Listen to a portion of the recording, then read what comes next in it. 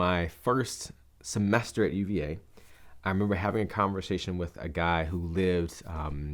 in the same dorm, who happened to be an atheist, and we got into a conversation about religion. And I just started taking religion classes because I knew that's what I wanted to study.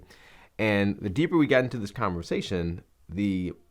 quicker I realized that there are a lot of things that this person knew about my faith that I did not know. You know, I had grown up going to churches and was kind of steeped in the Christian faith, but had not always been challenged to take a step back and to say,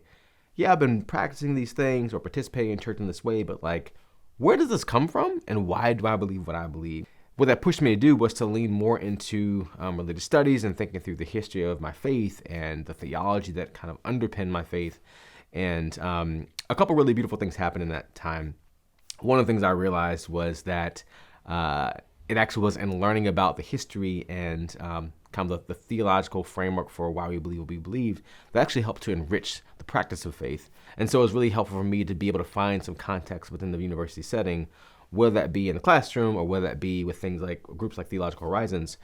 to be able to have a safe place to ask questions and to not be afraid of those questions, because we're doing it in a place in which, as a community, we're holding one another as we are moving into those, sometimes unexplored areas of faith.